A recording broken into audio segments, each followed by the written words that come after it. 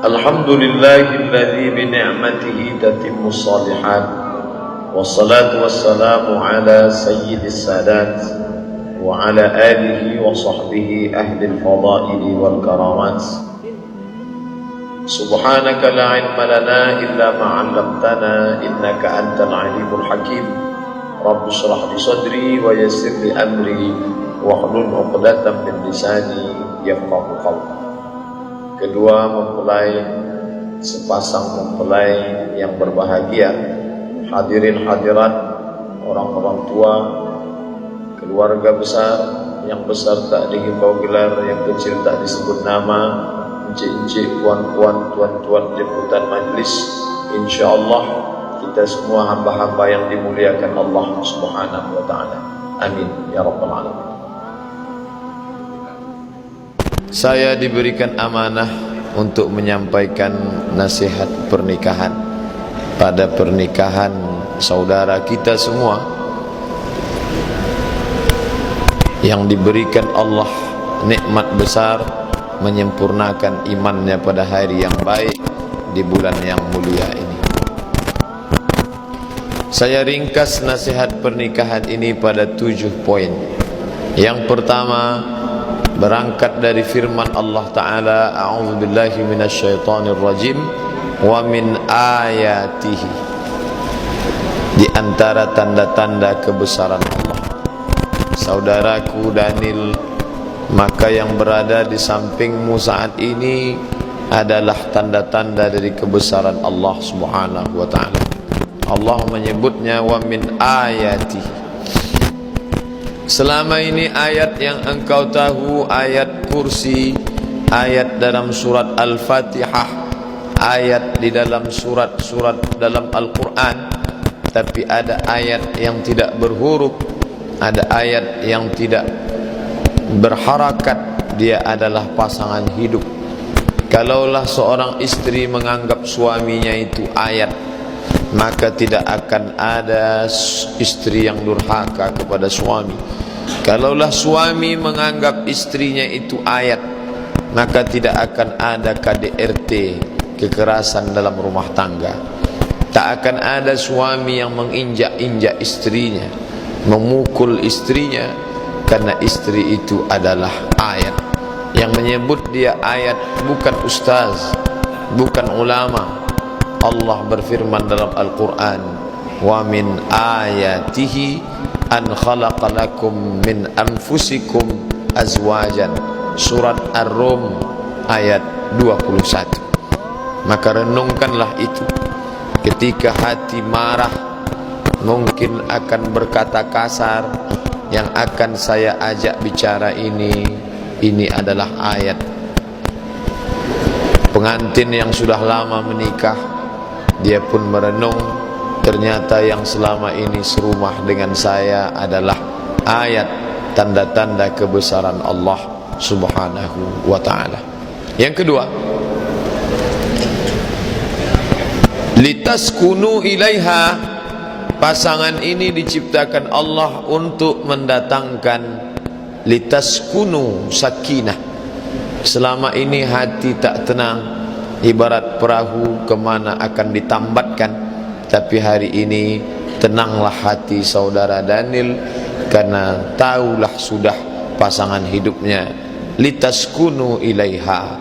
Diciptakan Allah ayat ini supaya menenangkan hati.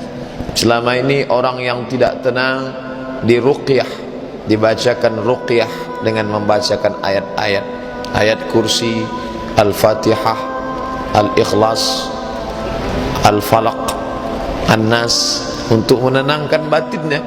Itu ayat yang didengar telinga. Tapi Allah berikan satu lagi ayat, yaitu pasangan hidup. Istri merasa tenang dengan melihat suaminya, dan suami merasa tenang setelah menemukan istrinya. Kalau selama ini kawan-kawan ditafakkuh melihat Daniel kurang tenang, maka sejak hari ini ada ketenangan. Yang belum menikah, sesudah menikah menjadi tenang. Yang sudah menikah, kalau tak tenang juga nikah sekali lagi. Bercanda, bukan serius. Bercanda. Artinya apa? Litaskunu ilaiha, baik psikis, pikiran terganggu. Siapalah ini? Sampai bolak-balik ronsen mau nengok tulang rusuk sudah berkurang atau tidak. Maka yang perempuan pun juga gelisah. Di manalah agaknya tulang rusukku ini? Kamu kemana dari tadi nyari tulang rusuk, Pak Ustaz? Pergi aja itu ke tempat soto babat, banyak tulang rusuk di situ. Hari ini sudah menemukannya, maka secara psikis dia sudah tenang, secara fisik pun tenang. Selama ini gelora hawa nafsu, maka ditempatkan di tempat yang halal, menjadikannya sebagai ibadah. Litaskunu ilaiha. Laki-laki mencari ketenangan di luar rumah, diskotik, night club, pub, karaoke, bukan menghilangkan haus.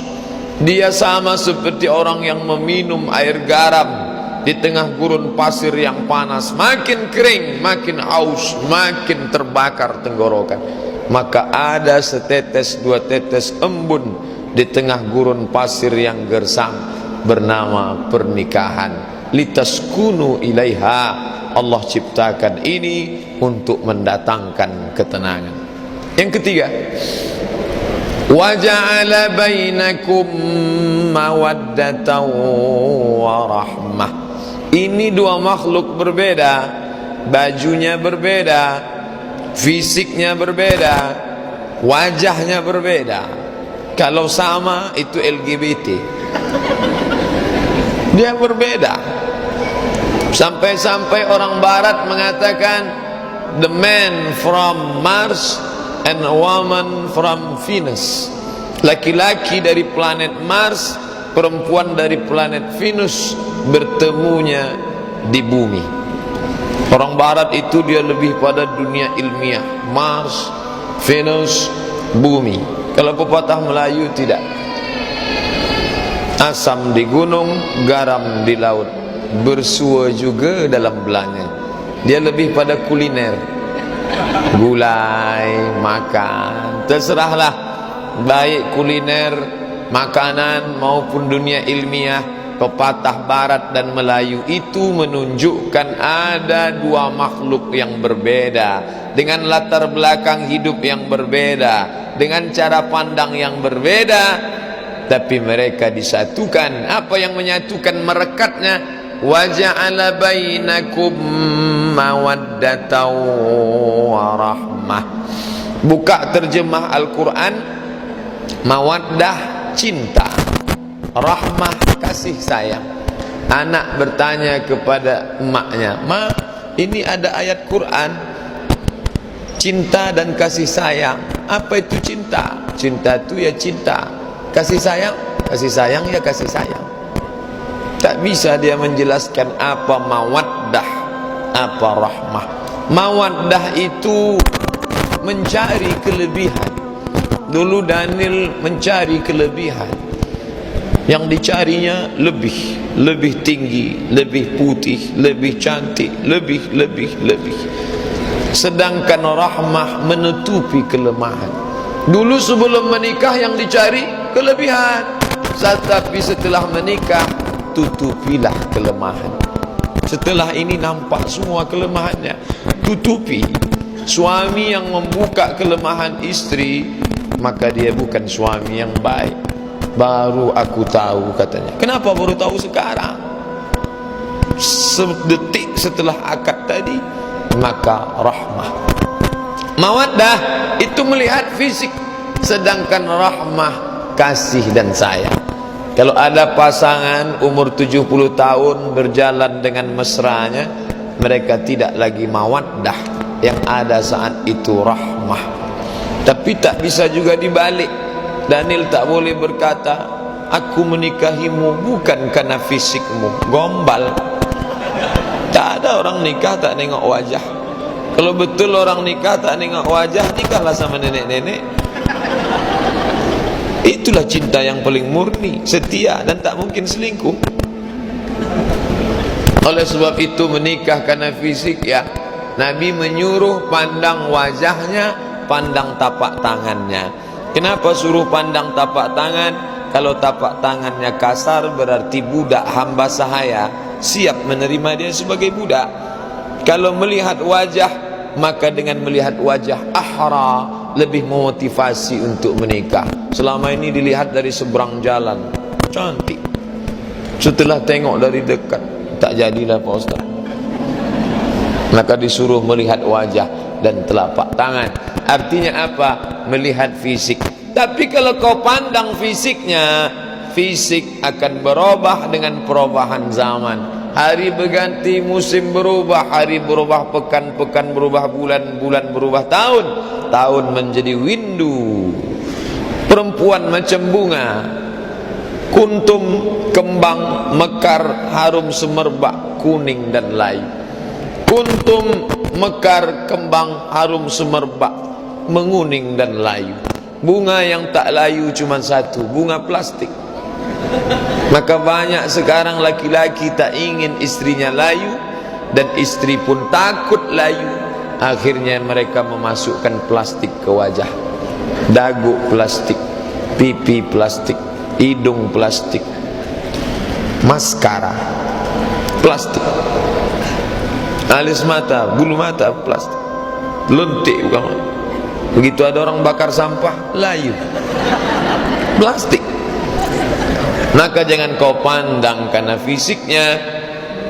Kata Nabi, tungkahul mar'atu li arba, perempuan dinikahi karena empat. Lima liha, karena hartanya banyak, silakan. Wali hasabiha, karena keturunan raja, tengkuan, syarifah, syarif, tak salah. Wali jamaliha, karena cantiknya.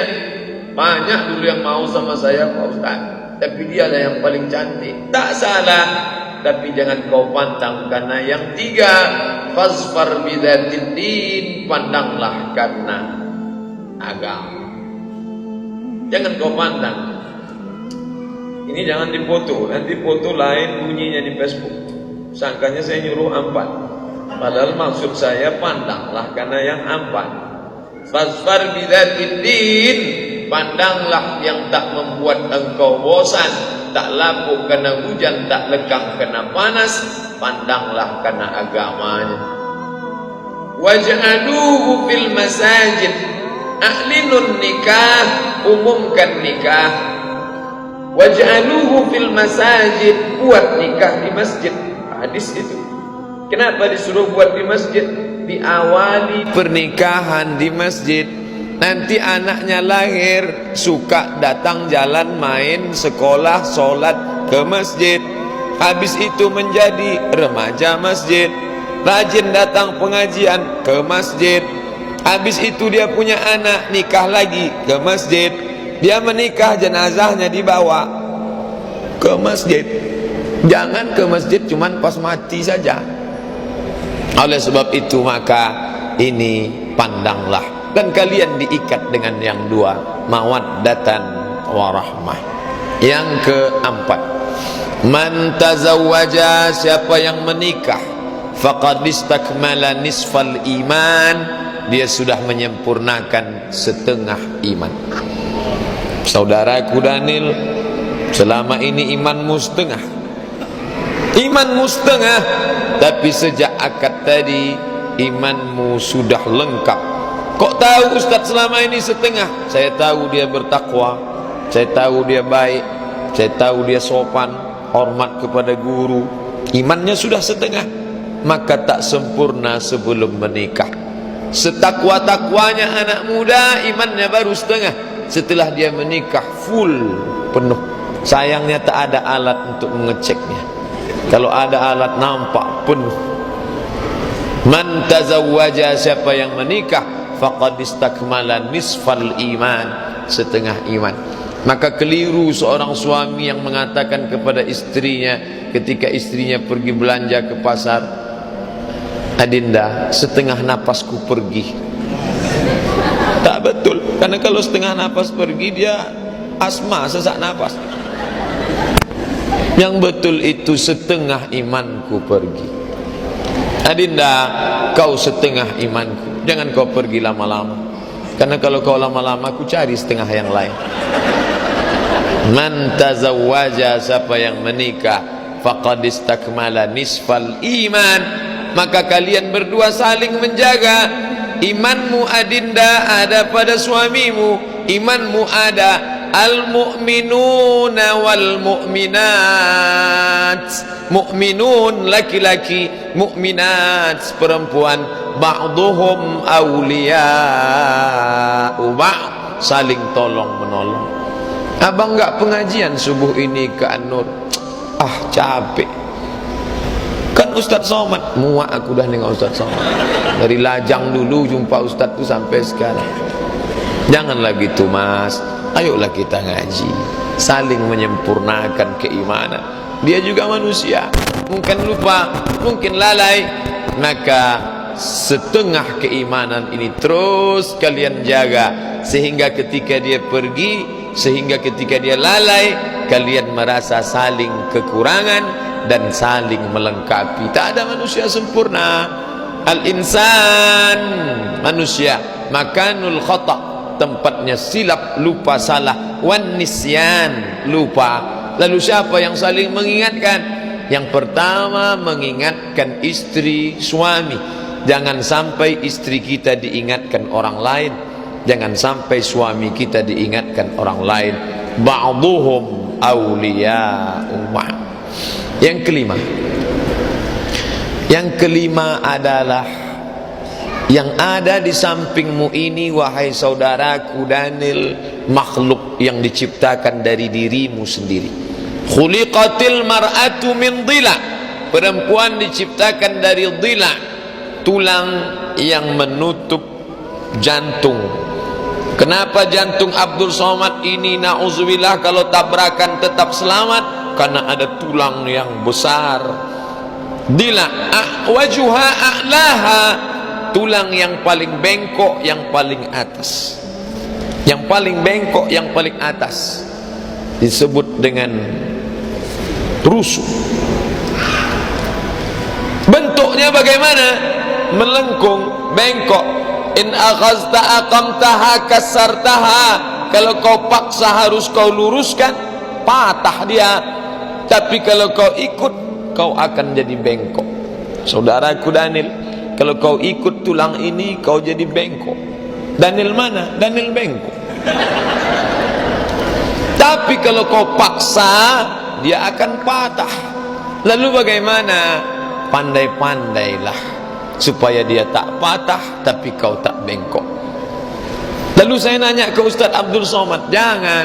Ustaz Abdul Somad pun baru menikah. Tanyalah pilot-pilot Sukhoi yang jam terbangnya sudah 5.000 jam ke atas.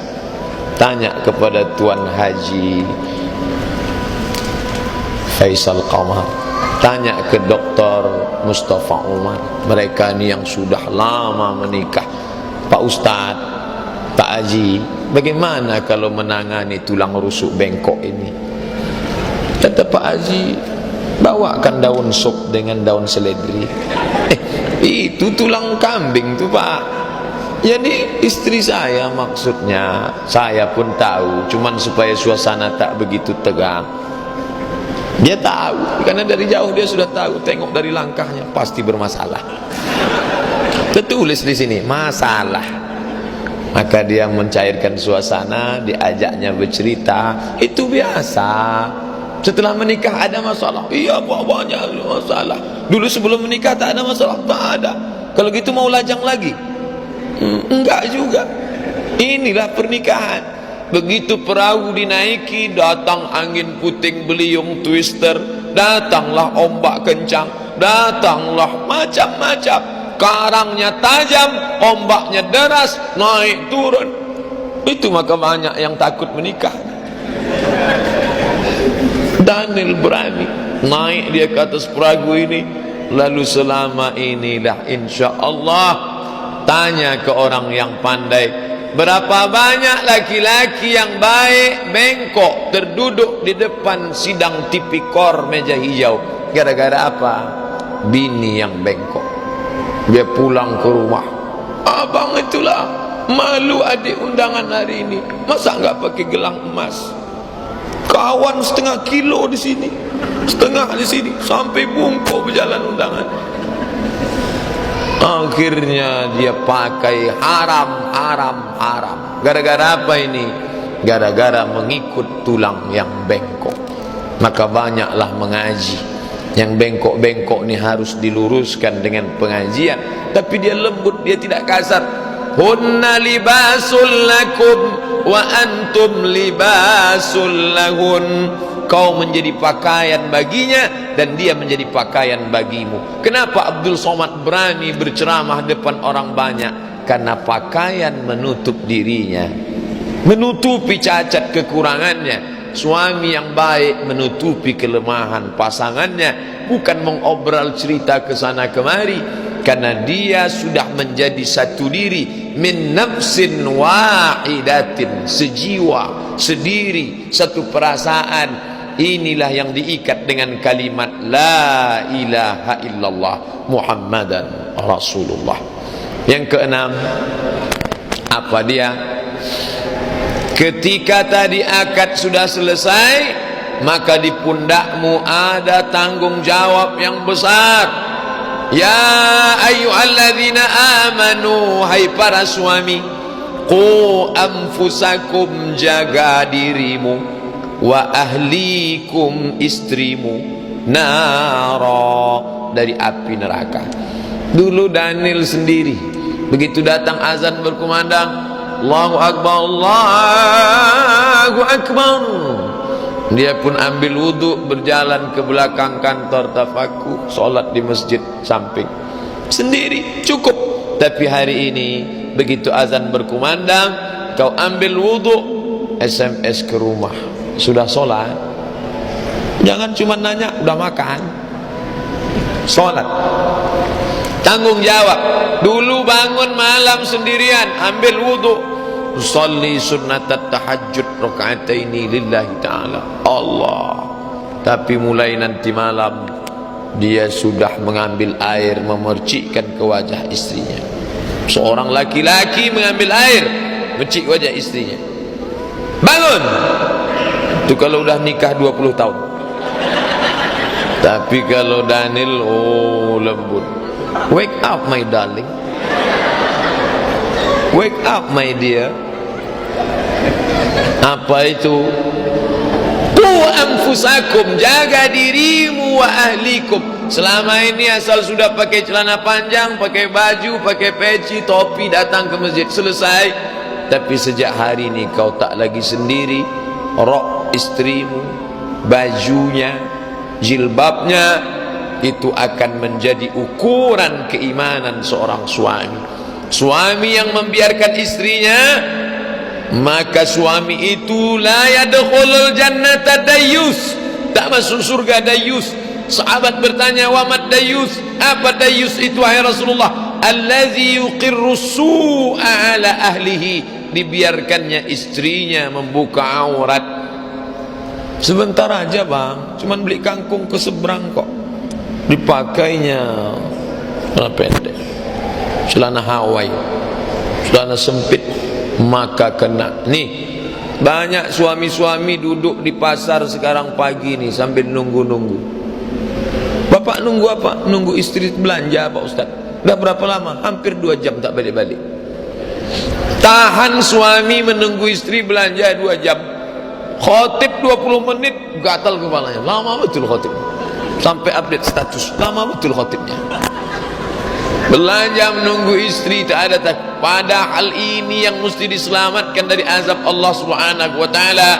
Dan istri kalau dikasih tahu suami, sami'na wa ata'na. Lau kuntu amiran ahadan ala ayyasjuda ala ahadin, kalaulah boleh menyuruh orang sujud kepada orang, pastilah kusuruh istri sujud kepada suaminya. Tapi karena tak boleh sujud kepada manusia, tak boleh sujud.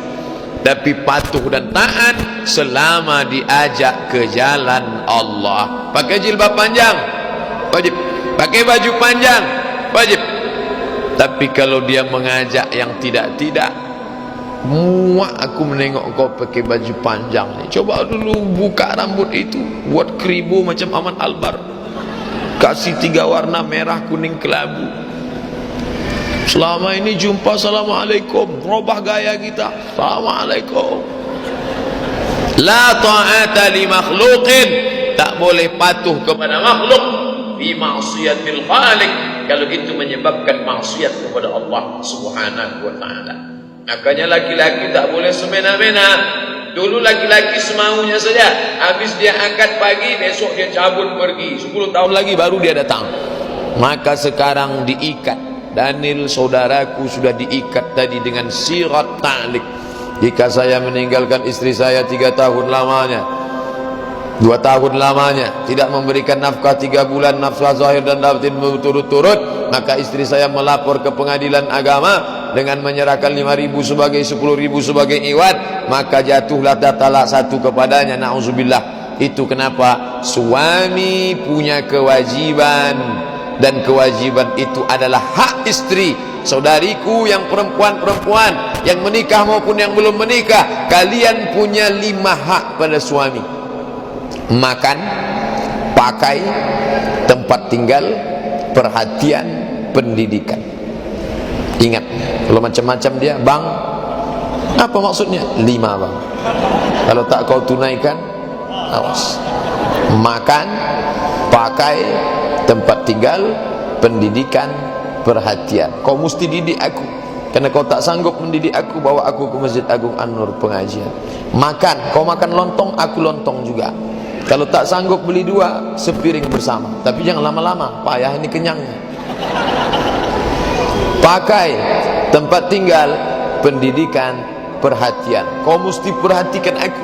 Jangan kau lebih lama memperhatikan Facebookmu daripada aku. Nih, semua tanggung jawab. Yang keberapa sekarang? Ke-7, yang terakhir. Kenapa Ustaz buat 7? Hari 7. Ingat ajalah dari mulai Sabtu nih. Ahad, Senin, Selasa, Rabu. 7. Langit 7, bumi 7, tawaf 7, sa'i 7. Pas nasihat ini pun 7. Untuk mudah mengingatnya saja. Kalau ada Ustaz yang menyampaikan 14, dikalinya 2. Yang terakhir, ada amalmu selama ini saudaraku pengantin mempelai laki-laki dan perempuan, tapi amal kalian putus. Selama ini rajin ikut zikir, putus. Selama ini ikut odoj, one day one juz, putus. Selama ini rajin baca Quran, putus. Tapi ada amal yang tak putus. Apa itu? Waladun salihun, anak yang soleh. Tadi begitu saya masuk ketemu, yang dulu waktu nikah saya nasihat pernikahan, iya. Udah berapa umur anaknya? 4 bulan Pak Ustaz. Yang ini 4 bulan juga, Masya Allah. Yang ini sudah hampir 2 tahun Pak Ustaz. Ini buah dari pernikahan yang soleh-soleh. Waladun salihun, anak yang soleh. Abdul Somad meninggal dunia, mati, habis amalnya putus, tapi ada yang tetap mengalir. Berdoa anaknya, Rabbi firli wa liwalidayya warhamhuma kama rabbayani shaghira. Mengalir ke dalam alam barzakh bapaknya. Inilah yang kalian inginkan. Menikah ini bukan ghayah, tujuan. Menikah ini adalah wasilah, jalan. Jangan pahami nikah tujuan. Nikah adalah jalan. Yang diinginkan itu apa? Raditu billahi rabba. Aku ingin mencari ridha Allah. Kalau aku jalan sendirian tak bisa. Sudikah engkau menemaniku berjalan di atas bumi yang tajam ini untuk mencapai ridha Allah, wahai adinda, sampai mati memisahkan kita? Yes, I do. Itulah makna pernikahan, bukan tujuan. Banyak orang menjadikan nikah sebagai tujuan, sehingga ketika dia menganggap ketika sudah menikah selesai, maka habis menikah, nikahnya pun selesai. Nikah hari ini, sekian bulan selesai. Itulah artis-artis, karena dianggap nikahnya itu tujuan. Dalam Islam, nikah hanyalah jalan. Yang diinginkan apa? Dengan pernikahan dapat ridha Allah. Setelah menikah apa? Lahir anak-anak yang soleh dan solehah. Tengoklah senang. Mana ada orang marah sama anak-anak? jalannya. Coba bapaknya yang jalan. Beda. Anak-anak, kalian pegang anak-anak perempuan, kencing dia, senyum, saya dikencingi. Coba atu-atu kencing, mengamuk orang semua. Kenapa? Anak yang tak berdosa, waladun salihun, anak yang soleh, anak yang baik. Dan anak tidak akan ada melainkan pernikahan. Siapa yang tak lahir dari pernikahan? Adam alaihissalam, itu saja. Yang lain itu lewat pernikahan. Cuman dua kalau mau dipikir-pikir. Isa alaihissalam, Adam, Isa. Yang ketiga Mr. Bean, dia langsung turun dari langit sampai gunung. Lain daripada itu lewat pernikahan. Oleh sebab itu kalian menikah, maka kami semua mendoakan, barakallahu lakuma, semoga Allah memberkahi kalian berdua, wa baraka alaikuma, semoga Allah memberikan berkah pada kalian berdua dalam senang maupun sulit, wa jama'a bainakuma fi khair, disatukannya kalian berdua dalam kebaikan. Orang menikah mendapatkan doa itu dari mulut-mulut yang tulus. Semua yang hadir ni ikut senang. Dari mana Pak Ustaz tahu ikut senang? Saya sampai di tangga tadi mendengar Allahu Akbar, padahal yang mau jihad dia, yang lain seolah-olah sekonyong-konyong. Allahu Akbar. Saya sangka tadi deklarasi ormas apa. Allahu Akbar. Begitulah kawan-kawan ikut senang semuanya. Setelah melihat Daniel mengakad nikah, yang lain yang belum nikah merasa sudah nikah. Saking kan senangnya hati. Oh, senang betul hati kami Pak Ustaz. La yu'minu ahadukum, kamu tak beriman hatta yuhibba li akhi, sampai kau sayang kepada saudaramu ma yuhibbu li nafsi, seperti kau sayang pada dirimu sendiri. Ustaz, hari Sabtu bisa nasihat pernikahan? Tak bisa. Kenapa Pak Ustaz? Kamu kan tahu jadwal saya. Habis dari sini jam 8 sarapan, jam 9 Al-Azhar Sifabudi. Saya tak bisa nasihat pernikahan. Pengajian tafsir ibu-ibu tak bisa saya tinggalkan. Yang mau nikah ni saya Pak Ustaz. Kalau begitu bisa, saya izin ke ibu-ibu. Saking kan semangatnya mau ngasih nasihat pernikahan, Sabtu yang lalu saya sudah siap-siap. Ustaz datang hari ini, mohon maaf Bu, saya tak bisa datang. Kenapa Pak Ustaz? Nasihat pernikahan Daniel. Daniel yang mana Pak Ustaz? Daniel lah, Daniel kan satu. Daniel Sabtu depan Pak Ustaz. Saking kan semangatnya saya, Sabtu lalu saya sudah izin ke ibu-ibu. Bayangkan itu, senang menengok saudara mendapat nikmat. Kalau ada orang tak senang menengok Daniel menikah, dua kemungkinan. Pertama tak beriman, yang kedua pernah naksir. Oleh sebab itu ungkapan kesenangan inilah yang membuat bertahan menunggu. Bayangkan, mungkin lebih ganteng, mungkin lebih hebat. Kenapa Daniel yang duluan? Dia husnuzan, Allah memberi Daniel nikmat, tapi ikut aku merasa senang. Kalau orang hatinya busuk, kenapa Daniel duluan? Mungkin pakai pelet. Tengoklah gaya Daniel itu, banyak mantra-mantranya. Tapi hari ini dia tidak. Dia merasa senang. Ungkapan senang apa? Nampak cara doa orang senang. Orang yang senang itu doanya plong. Macam mana doa plong? Barakallahu lakuma wa baraka alaikuma wa jama'a bainakuma fi khair. Lepas. Kalau orang ada sangkutan dalam hatinya, lain doanya. Barakallahu lakuma. Tahan lidahnya, maka kita mendoakan mereka. Inilah yang dapat saya sampaikan. 7 nasihat pernikahan, bukan batasan, hanya untuk memberi kemudahan. Saya yakin dan percaya pasangan ini susah menghafal yang 7 ini, karena pengantin baru itu hilang ingatan. Kok Ustaz tahu? Saya dulu begitu, tak ada yang ingat di kepala. Tapi alhamdulillah rekamannya ada. Nih, hidup di kamera nih kan. Karena kadang ada juga, ada rekamannya. Mohon maaf gak ada Pak Ustaz. Terus hidup tadi gaya-gaya aja Pak Ustaz. 1, 2, 3. kalian rekam, buat CD-nya. Tahun 2040 kalian duduk di ruang tamu dengan anak dan cucu melelehkan air mata menengok Ustaz Abdul Somad ceramah di TV yang besar. Siapa tu ma? Kata anaknya, itulah Ustaz Abdul Somad di hari pernikahan mamah dan papah dulu.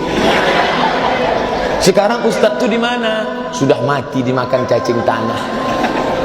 Tapi pahala tetap mengalir. Anak kalian menonton, cucu kalian menonton, ditengoknya gambar kalian. Apa kata cucu kalian? Kakek dulu ganteng juga ya. Saat itu mengalir ilmun yuntafa'u bih, ilmu yang bermanfaat.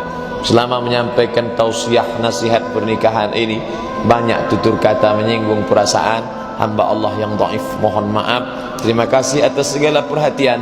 Subhanakallahumma wa bihamdika asyhadu an la ilaha illa anta astaghfiruka wa atubu ilaih. Wa sallallahu ala sayyidina Muhammadin nabiyil ummi wa ala alihi wa sahbihi wa baraka wa sallam. Wassalamu alaikum warahmatullahi wabarakatuh.